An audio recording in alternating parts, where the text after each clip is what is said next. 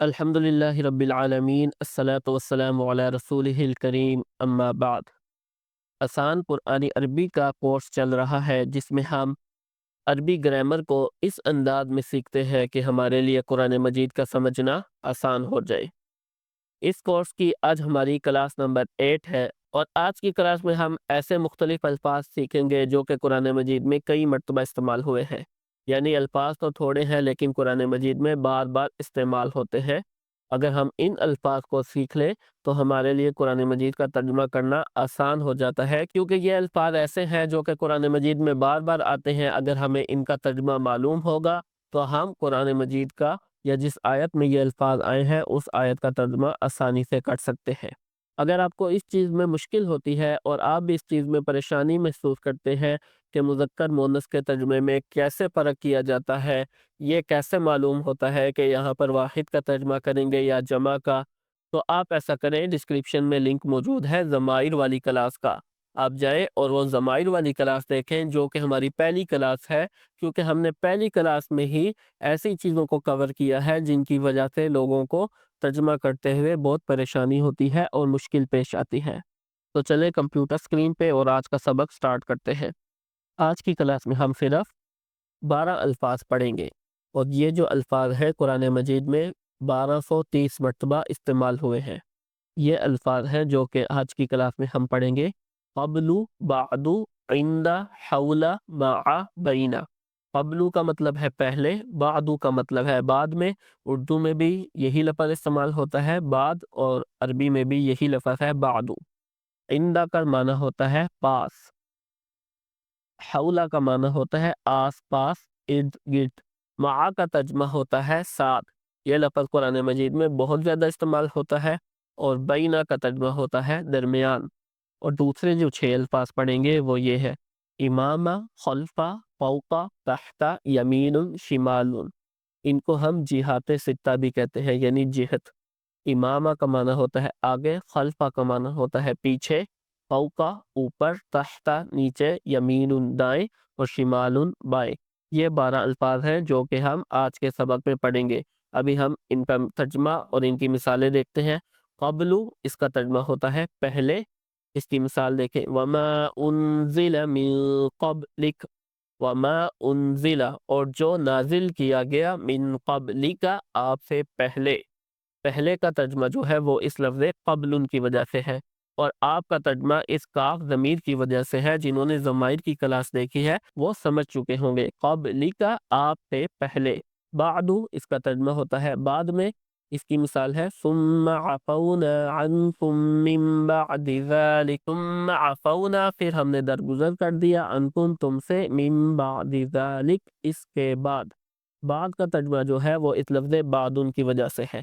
عند، اس کی مثال ہے: تجدوہ عند اللہ، تم اسے پاؤ گے، عند اللہ، اللہ کے پاس۔ اب پاک کا ترجمہ جو ہے وہ اس لفظ عند کی وجہ سے ہے۔ حولا، اس کا ترجمہ ہے آس پاس یا ارد گرد۔ اس کی مثال دیکھیں: المسجد الاقصی الذی بارکنا حولہ، الذی بارکنا حولہ، جس کے آس پاس ہم نے برکت رکھی ہے۔ اب جو آس پاس کا ترجمہ ہے وہ اس لفظ حول کی وجہ سے ہے۔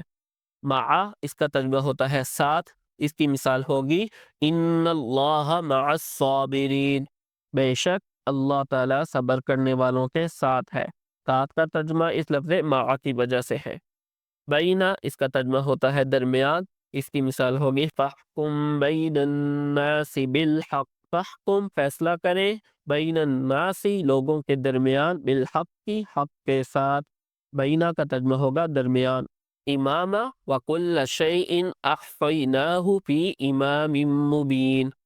خلفہ، فخلف من بعدہم۔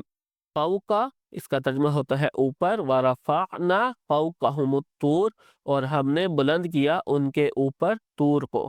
تحت، اس کا ترجمہ ہوتا ہے نیچے، وکان تحتہ کنز، اور تھا اس کے نیچے خزانہ۔ یمین، اس کا ترجمہ ہوتا ہے دایاں، من اوتی کتابہ بیمینہ، جس کو دیا گیا اس کا نامہ اعمال دائیں ہاتھ میں۔ شمال، بایاں، من اوتی کتابہ بشمالہ، جس کو دیا گیا اس کا نامہ اعمال بائیں ہاتھ میں۔ یہ 12 الفاظ ہیں جو کہ ہم نے آج کے سبق میں پڑھے، اور یہ 12 الفاظ قرآن مجید میں 1230 مرتبہ استعمال ہوئے ہیں۔ اب ہم ان الفاظ کو تمام ضمائر کے ساتھ ملا کے پڑھیں گے۔ قبل ان کو ہم واحد مذکر غائب کی ضمیر کے ساتھ ملائیں گے تو قبلہ، اس ایک مرد سے پہلے۔ تثنیہ مذکر غائب کی ضمیر کے ساتھ قبلہما، ان دو مردوں سے پہلے۔ جمع مذکر غائب کی ضمیر جو کہ تھی ہم، اس کے ساتھ لفظ قبلہ کو ملائیں گے قبلہم، ان سب مردوں سے پہلے۔ اسی طرح مونس کے ضمائر قبلہا، اس ایک عورت سے پہلے، قبلہما، ان دو عورتوں سے پہلے، قبلہن، ان سب عورتوں سے پہلے۔ اسی طرح مخاطب کے تمام ضمائر قبلکا، آپ ایک مرد سے پہلے، قبلکما، آپ دو مردوں سے پہلے، قبلکم، آپ سب مردوں سے پہلے، قبلکی، آپ ایک عورت سے پہلے، قبلکما، آپ دو عورتوں سے پہلے، قبلکن، آپ سب عورتوں سے پہلے، قبلی، مجھ سے پہلے، قبلنا، ہم سب سے پہلے۔ اسی طرح ہم باقی تمام الفاظ کو بھی ضمائر کے ساتھ ملاتے رہیں گے۔ اسی طرح ہم باقی تمام الفاظ کو ضمائر کے ساتھ ملائیں گے۔ بعد ان کو ملائیں تو بعدہ، بعدہما، بعدہم، بعدہا، بعدہما، بعدہن، بعدک، بعدکما، بعدکم، بعدکی، بعدکما، بعدکن، بعدی، بعدنا۔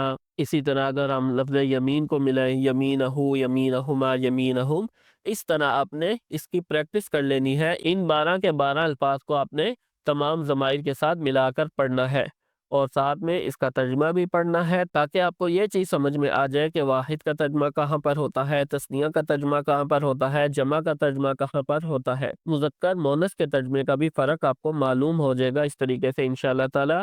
اگر آپ کو یہ ویڈیو پسند آئی ہے، آپ نے کچھ نیا سیکھا ہے، ویڈیو کو لائک کریں۔ کوئی چیز آپ کے سمجھ میں نہیں آئی یا کچھ آپ پوچھنا چاہتے ہیں تو آپ کمنٹس میں پوچھ سکتے ہیں۔ ملتے ہیں انشاءاللہ نیکسٹ ویڈیو میں۔ اللہ حافظ۔